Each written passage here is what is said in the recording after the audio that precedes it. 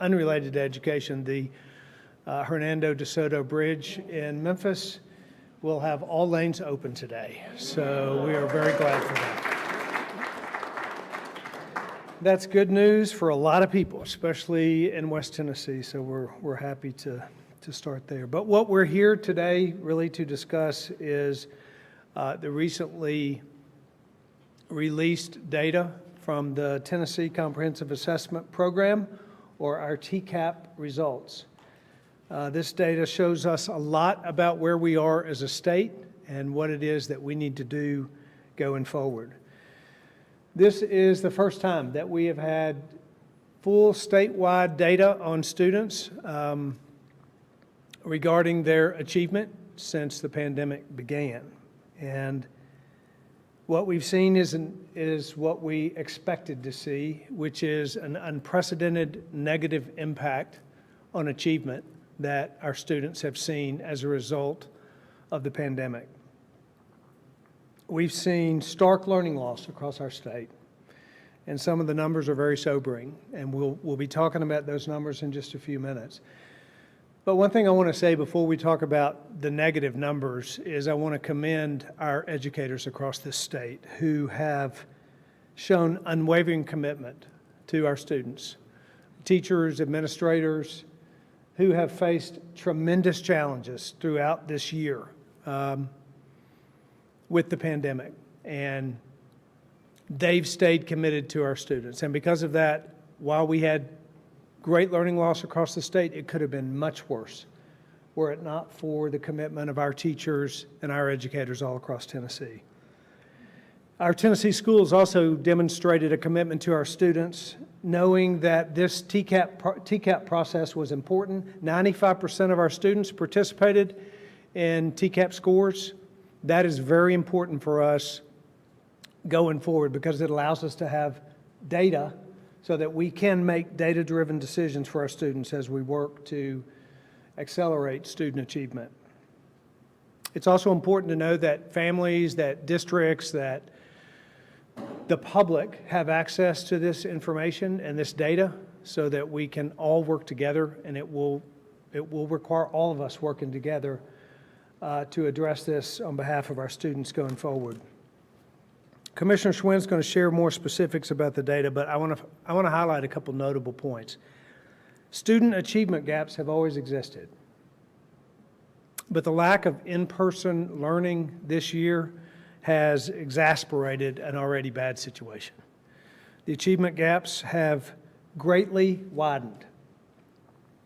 Steeper declines for younger learners. It's clear that minority students have been negatively impacted disproportionately. And those data are unacceptable in this state because every student in Tennessee should have access to a high-quality education regardless of their income level, regardless of the zip code they live in, and we can't stop until that's true for every student. The numbers are disappointing, but they're not altogether surprising. We all knew that remote learning, combined with the rest of the challenges that students face this year, would negatively impact our student achievement. That's why the department and the legislature, many of them who are here today, took swift and early action. I commend Speaker Sexton and Lieutenant Governor McNally and leaders within the education committees and members of the legislature for addressing swiftly through a special session in January and to develop interventions for our students early. Our students have had those interventions through summer programs this summer that just ended this last week, and those interventions have clearly, and we believe will show in the data, that led to clear improvements in the challenges and the loss that they experienced in the 2020 year. Over the next couple weeks, Tennessee students will again return to the classroom. We know much more today than we knew in 2020 when we went to the classroom. Parents will be navigating many decisions about their students going forward in this next school year. I want to reiterate that this administration will remain focused on preparing students for life as a result of their time in the classroom. Personal decisions like masks, for example, which there's a lot of conversation about, those decisions should be left to the parents as they navigate creating an environment for their students going forward. So where do we go from here? We're going to take this data and we're going to make sure that we develop strategies and make investments that are solely focused on filling the gaps that we've seen from this information that we have.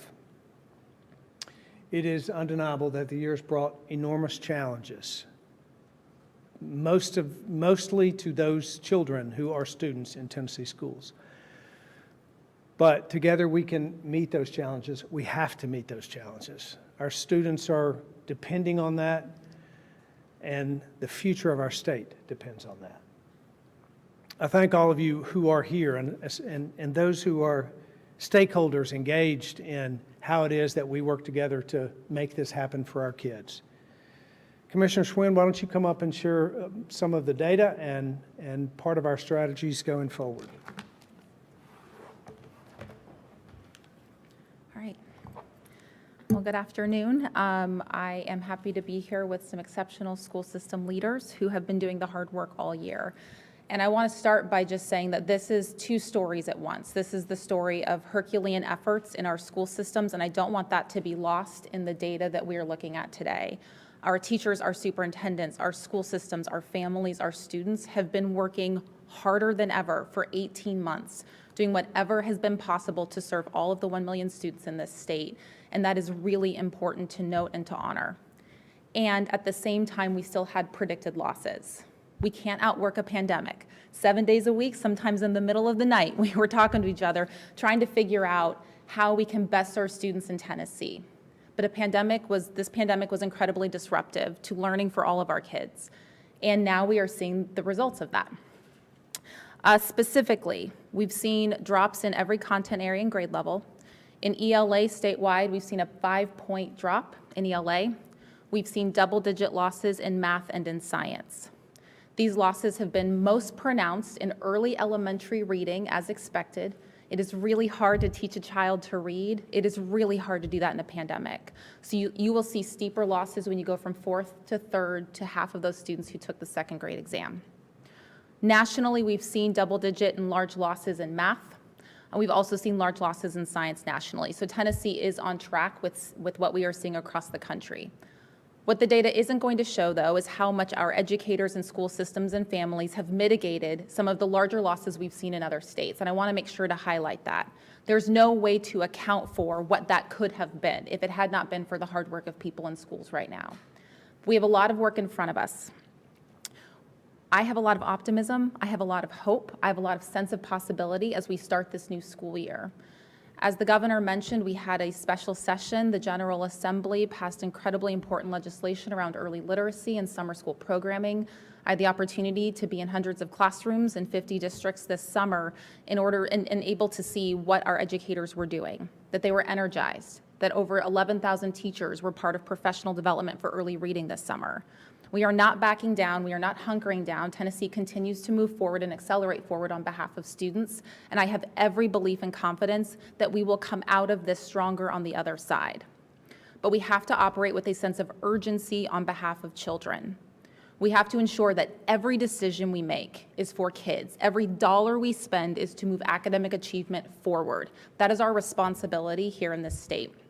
I believe every teacher in this state, I believe every superintendent and every parent is going to move in the same direction together as we have for years and years. But I can't underscore enough that the pandemic has hurt our movement forward. It has slowed us down.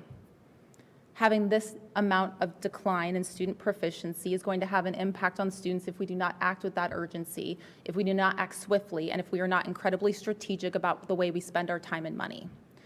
So as we move forward together, I want to reiterate my gratitude for teachers who have worked in person and remote, who have done everything they can to serve all of their students.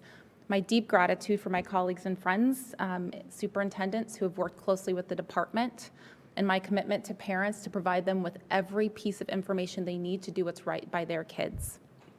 And our collective responsibility in school systems is to be able to look every single parent in the eye, every parent, and say, I am doing whatever I can for your child. We have to operate with that level of specificity and with that level of focus on each individual student in this state, because every parent and every child deserves that. I'm confident we will do that. I'm confident we will move forward, but we have to take this seriously. We have to act urgently, and it's going to take bold action on the part of all of us working together to move our state forward and continue to see the acceleration that we've seen year over year. And with that, I would like to turn it over to Speaker Sexton to offer some comments. Thank you, Commissioner. Thank you, Governor. We all know that we faced extreme challenges this last year, especially in education. There were some who would come to meet with us that said there wasn't going to be a learning loss, that they thought that a virtual education would work. I think the data today shows that that does not work, that you have huge loss. And it will be interesting to dig down into the districts who were closed the whole year and see how negative they impacted their students. But I am very thankful for the governor's leadership and the commissioner's leadership when we came in January for a special session to actually do something proactive, because we felt like there was going to be a big learning loss. And we needed to not wait until the next academic year. We needed to take advantage of it and do it in the summer, so we hopefully had kids back on track or better on track come this August. But I will say, what this does show is that we must continue to focus on reading, writing, and arithmetic. But also, it really does emphasize that students need and must be in in-person learning in the classrooms. And I sure hope that a school system in this state, after this data is released, does not shut their schools. If they do, I'm going to ask the governor for legislation to allow those parents in those school districts to take their money through school choice and to go wherever they deem they need to go. There needs to be a message to these school systems. It's unacceptable to close schools or systems in our state anymore. Then the other thing is, you hear a lot of these school systems, and I appreciate the governor's comments about we want the parents to make the decision on wearing masks in schools. So I sure hope that school systems do not require a mask mandate for those students. And if they do, I'm going to ask the governor for a special session.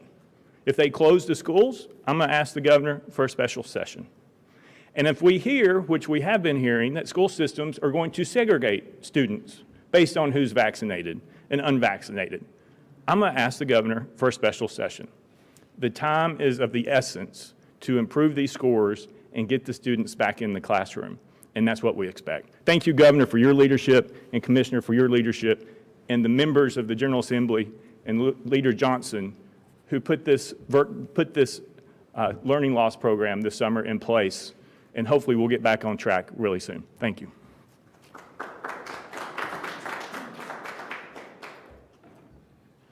Governor, Commissioner, fellow members of the General Assembly, it's a pleasure to be here with you today. As I was reviewing the data and listening to those who have spoken before me, I do view this as a good news, bad news kind of scenario. The bad news is the results that we anticipated have been realized, and they are disappointing. The good news is, thanks to the professionalism of the Department of Education and our frontline educators that are the boots on the ground in our public schools, we knew it was coming. And it put us in a position to be able to try to mitigate the impact of this learning loss. And that has been taking place in schools all across the state. And I hope to see fruitful results from those mitigation efforts as we prepare to go into the fall semester. It was mentioned earlier, and I want to reiterate, 95% of our students took part in the assessments, and that is critical. We need that data, and I know it was frustrating for a lot of our students and our parents and our teachers administering those tests, but this is a great example of why receiving that data is so important. We can't figure out how to move forward unless we know where we're starting from, and that data that came from the assessments is critically important. I also want to thank our frontline educators and our parents that have struggled and fought hard to try to mitigate the impacts of this pandemic on our efforts in education. I want to thank the governor and the commissioner for bringing us this bold, innovative legislation that we took up in a special session earlier this year to get these mitigation efforts in place, because I think they're really going to help and going to make a difference. And Governor, I want to convey to you and the Commissioner, and to your administration, that I know my colleagues in the General Assembly stand ready to join with you and partner with you as we continue to make sure every child in the state of Tennessee has access to a quality public education. Thank you, Governor.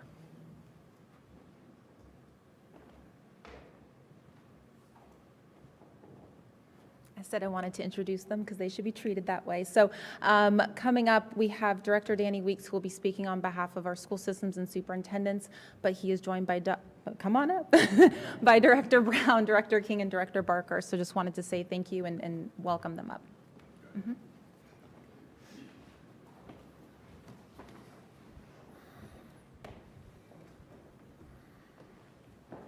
Thank you, Governor Lee and Commissioner, for having us today. We appreciate the opportunity to be here. It's been said many times that this has been a challenging year, and I think that's probably the most understated statement that could be made. It has been very difficult for us as school system leaders to make decisions. We've faced various challenges that they would never prepared us for in colleges and universities and educational administrative practicums. But today we come to take a look at the situation that we have faced. We faced a revolving door of COVID. We faced a revolving door of COVID leave for our staff, quarantine, students being in and out of school systems, and teachers learning to teach via Zoom, hybrid environments, in-person environments, and schools closures.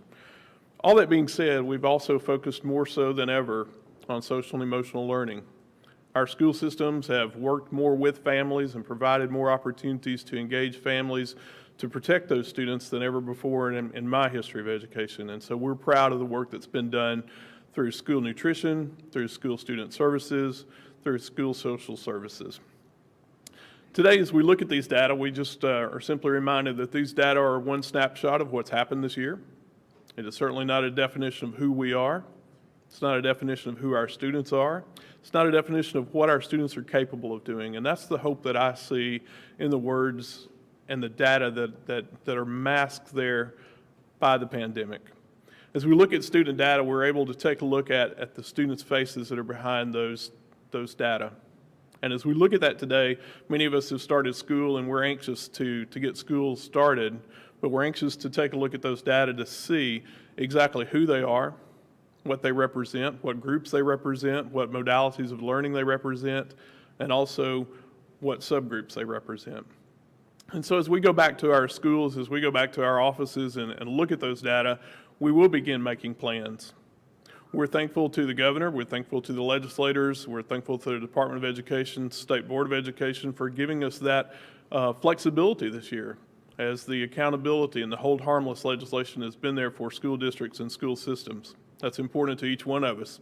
It's important to take these data points and use those simply as that building block and to go from there for what our students are needing. We'll be making plans based on ESSER dollars that have come to us. We're very blessed with those dollars. We're blessed for the department to lead those. And as has been said before, we have the opportunity to provide unprecedented summer learning, tutoring programs, high quality instructional materials, supplies and materials that we've never received funding for, and most importantly, professional development for our staffs.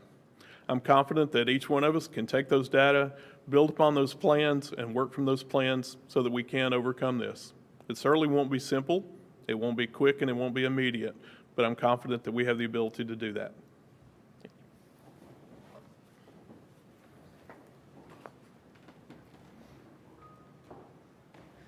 I believe the governor and we are all open for questions. I did want to recognize the members of the General Assembly and the Education Committee, as well as the State Board who is here. Again, it is going to take everybody working together in order to counteract the negative impacts of the pandemic. So, Governor, I will turn it over to you for questions. Yep. Yes, sir. Thank you all. Let me just finally say that, again, we appreciate everyone who's engaged in this. This is a tremendous opportunity we have in our state to make decisions to serve the children that will determine the future of Tennessee.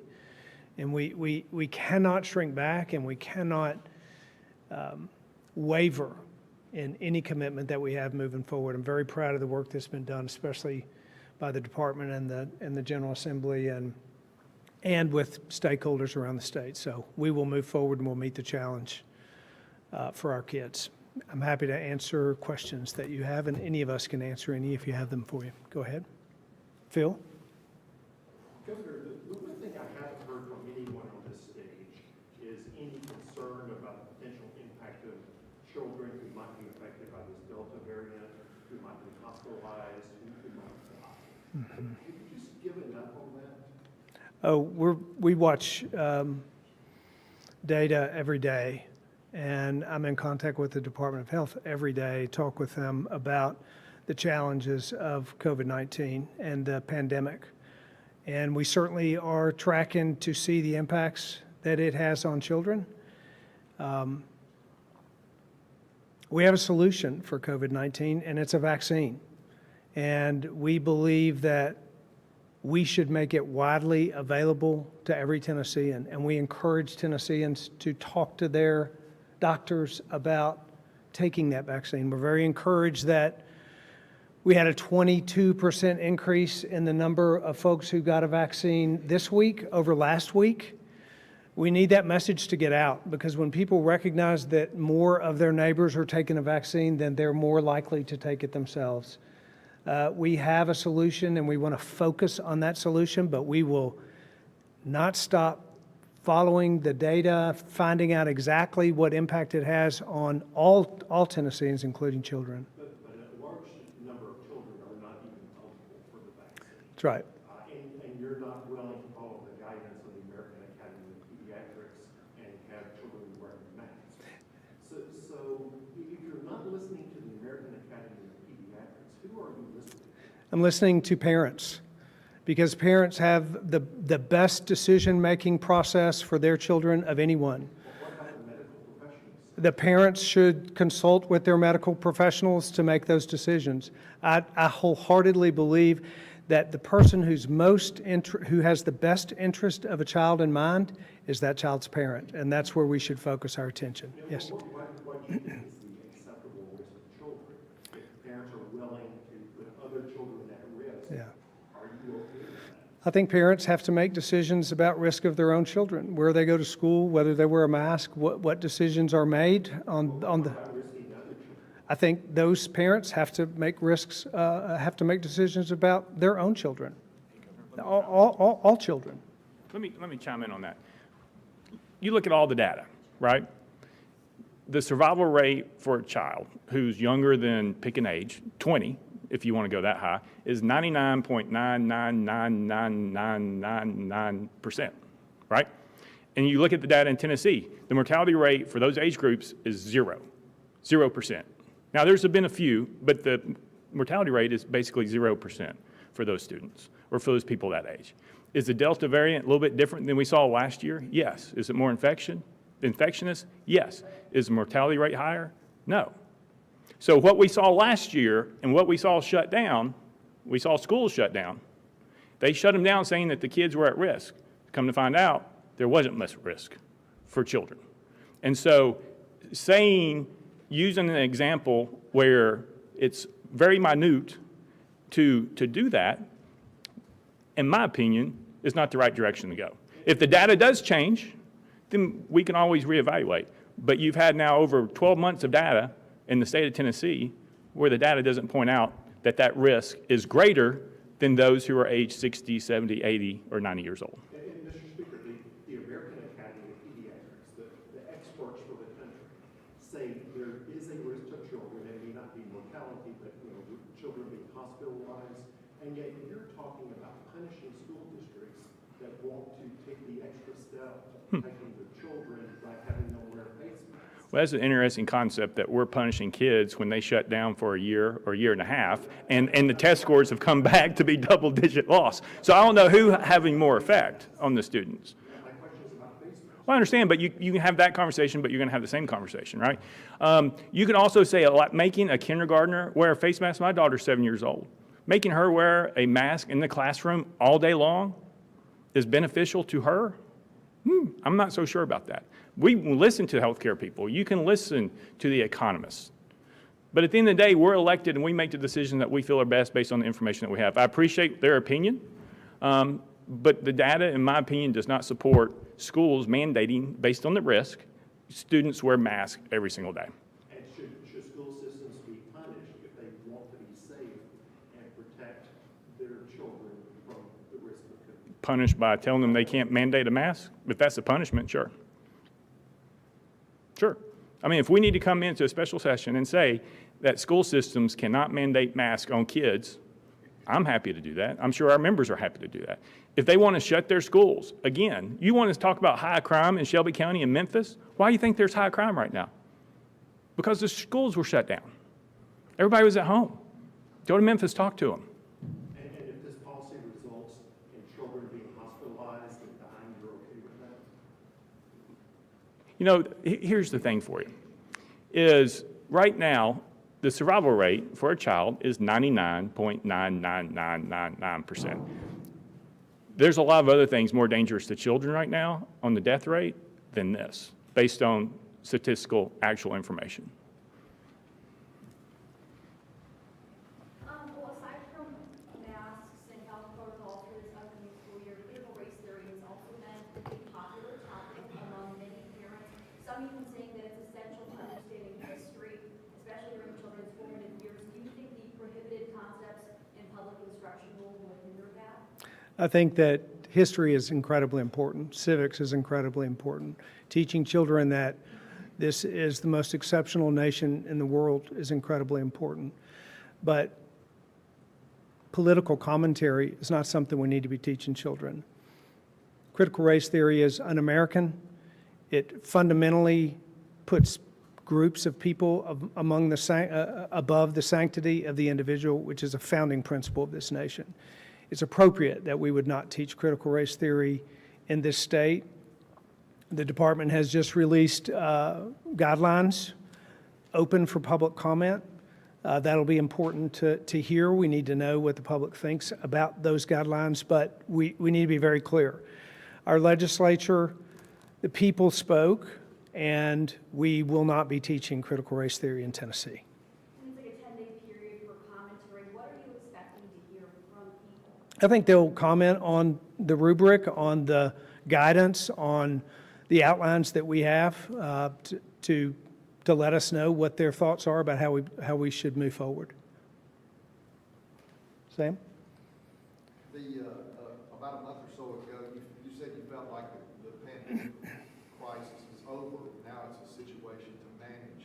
But considering Commissioner Piercy just said today the number of hospitalizations is the same now as it was in February, do you think you might have declared victory too soon?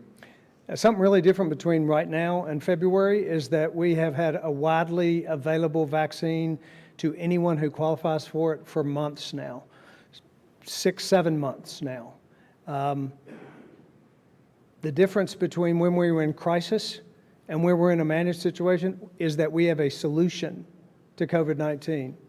The solution exists by way of a vaccine. It's available to everyone in this state, and it has been for months. That's the number one tool that we have to battle this, and that's why we will continue to encourage Tennesseans. The Department of Health is working every day to find new ways to encourage Tennesseans to get a vaccine. But do you still feel that we're probably in at least semi-crisis mode, considering you kept that? I think you have a crisis when you don't have a solution. We have a solution. Do you think that what was a mistake to shut schools down, considering what Speaker Sexton says? Well, I've always said that we ought to be in-person learning.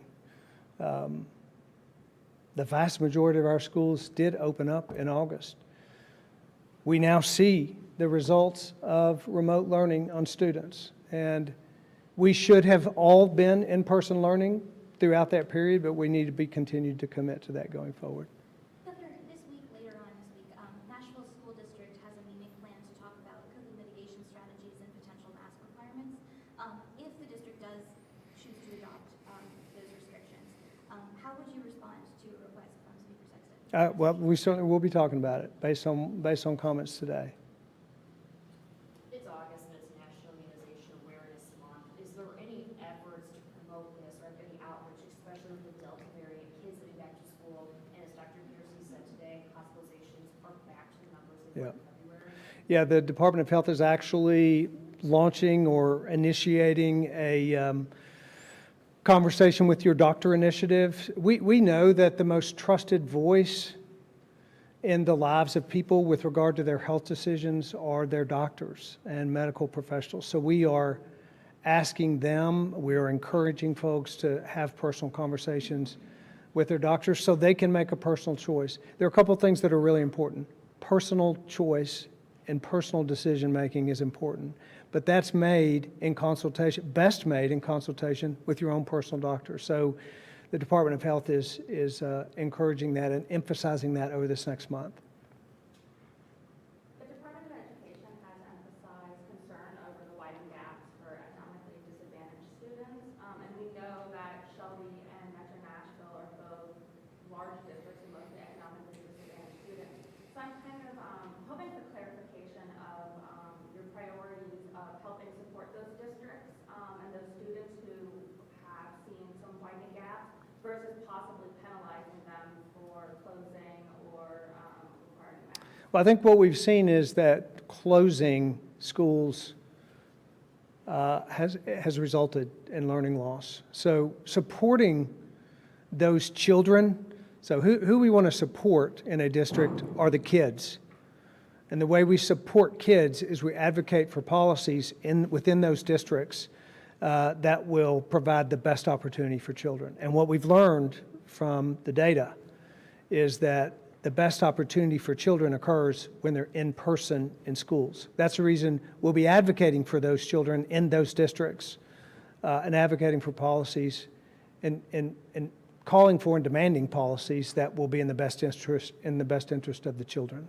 Can you, as a commissioner, maybe give us a few examples of like potential supports that will be provided for like students in those districts or others to help get them caught up? Sure, I'm happy to, and appreciate the question on academic achievement and how we're going to move that forward. Because right now in our state, 1 in 7 economically disadvantaged students is on grade level in ELA. 1 in 10 when we're talking about math, and 9% of our Black and African American students are proficient, on track, or mastered in mathematics.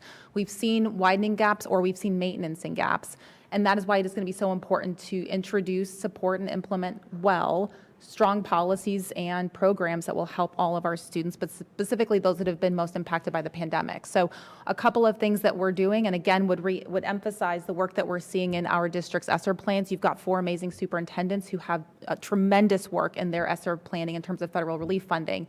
But you look at things like 11,000 teachers going to early reading training this summer. You look at things like high dosage tutoring, where students are in groups of no more than 3-to-1 ratios, 2 to 3 times per week for 30 minutes for the next 3 years. There is no better strategy to get student-specific, individualized, personalized support to help them meet grade level expectations. The department is investing $700 per student per year for any student, up to 15%, and for some of our districts, it will be more than 15% of students who need and would like to have access to that level of support. I cannot think of anything better, frankly, than 100 additional hours of tutoring per year, plus 100 hours of summer programming every year for the next 3 years. The last thing that I would say is that we're offering, and we'll be offering starting this winter, free access to online tutoring for high school students. We know that it's really hard to find advanced math teachers, so having an online option for tutoring on demand for students so that they don't have to choose between sports and band and after-school programs and tutoring in their regular coursework, again, will expand opportunity for all of our kids. And the last thing I would say is our educators. I don't want it to get lost that we have 3 groups that we have to think about. We have to make sure we have enough teachers in the pipeline so that we can fill any vacancies in this state, because every child deserves to have a high-quality instructor in front of him or her every day. We have to make sure that we're providing professional development for our teachers, so when they are in front of students who need more support, they can address the different needs of different kids. And we have to make sure that we're honoring and supporting those educators who are maintaining in the field right now with the development, et cetera, that they will need. So there's a lot of work that we are doing. Again, that's aligned to our strategic priorities of academic student readiness and educators, but would really emphasize the high dosage tutoring and the early elementary instruction. Let's go to WSMP. Do you have a question? That was me, I already went. All right. All right. Chance, you got a question, Joe? No, I'm good. All right. Garrett, let's get final question. Governor, you've spoken in the past about Okay. your support for homeschooling. How does that mesh with the data that kids do better when they're in school and about staying home and learning? Yeah, so I think it's remote video learning, but Penny, you may address this. I certainly support homeschooling, and homeschooling on a sort of one-on-one level with teacher in the home is certainly different than virtual learning that occurs across a computer. I think that's probably the primary difference between what we see in homeschooling and virtual learning. Do you have anything to add to that? Yeah, that'd be the primary difference. I think that's why we see the difference in academic achievement among homeschoolers and as compared to virtual learners. All right, thank you all very much.